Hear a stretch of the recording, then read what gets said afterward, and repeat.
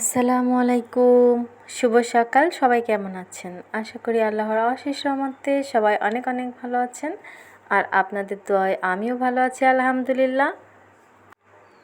সর্বপ্রথম সবাইকে জানাই জুম্মা মুবারক, কারণ আজ হচ্ছে পবিত্র জুম্মার দিন।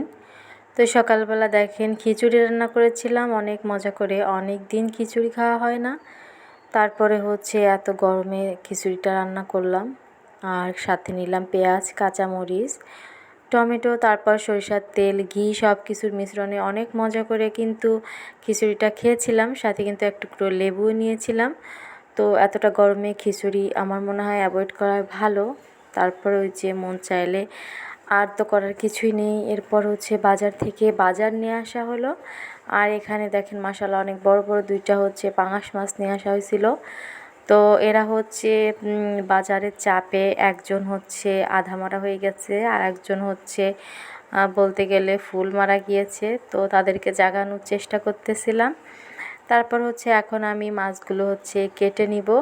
তো দেখতে থাকুন আমার ভিডিও। যদি ভালো লেগে থাকে প্লিজ একটা লাইক দিবেন, আর লাইক দিয়ে হচ্ছে আমার ভিডিওটি কন্টিনিউ করবেন। আর প্লিজ ফুল ওয়াশ করে কিছুটা পরিমাণ ওয়াশ টাইম দেওয়ার চেষ্টা করবেন। তো মাশাআল্লাহ মাছগুলো কিন্তু আমার এই যে সুন্দর করে কাটা হয়ে গেল, কিছু রান্না করার জন্য রেখে দিলাম। তো আজকে হচ্ছে মাথাগুলো ওর আব্বু বললো রান্না করে ফেলতে, তো মাথা মাছ সহ ভুনা করব।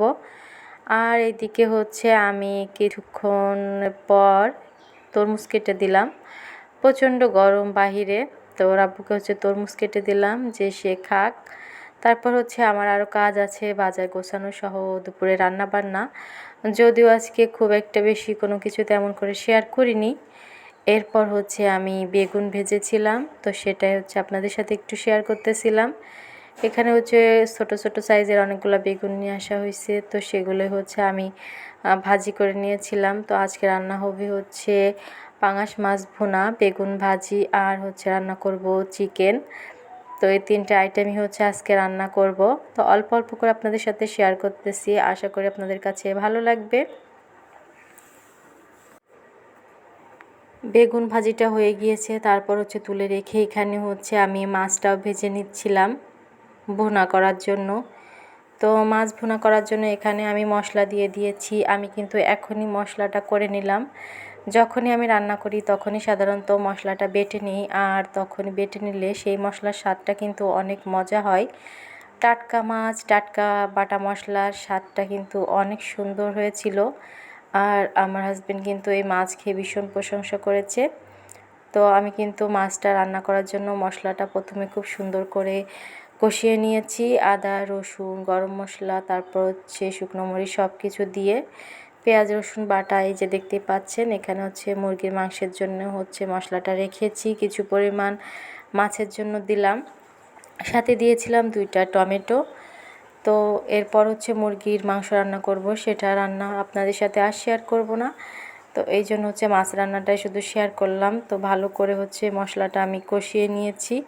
যখন একটু তেলটা ছেড়ে ছেড়ে দিয়েছে তখন এখানে আমি ঝোলের পানি অ্যাড করে দিয়ে এখন হচ্ছে একে একে মাছগুলা দিয়ে দিব। আর কিছুক্ষণ হচ্ছে একটু ঝোলটা ঘন হয়ে গেলে আমি হচ্ছে মাছটা নামিয়ে নিব। তো এভাবেই করেছিলাম মাছ ভুনা, খেতে মশলা অনেক মজা হয়েছিল।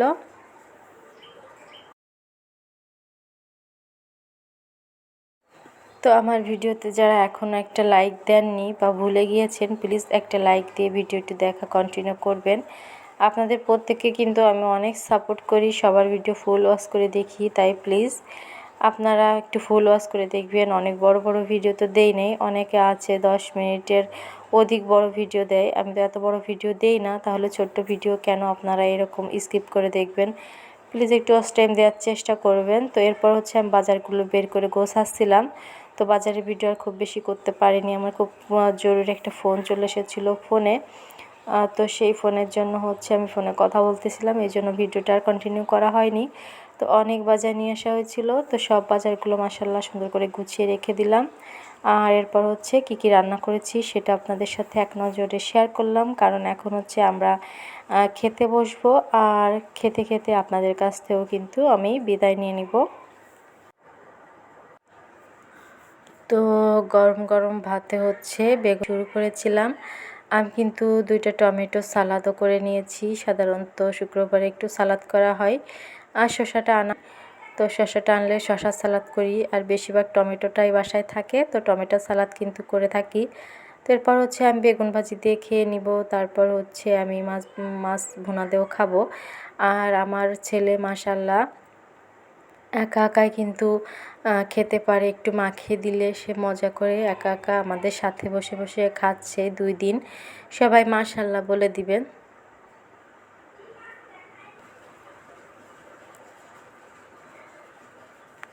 আর আপনারা সবাই হচ্ছে ভালো থাকবেন, সুস্থ থাকবেন।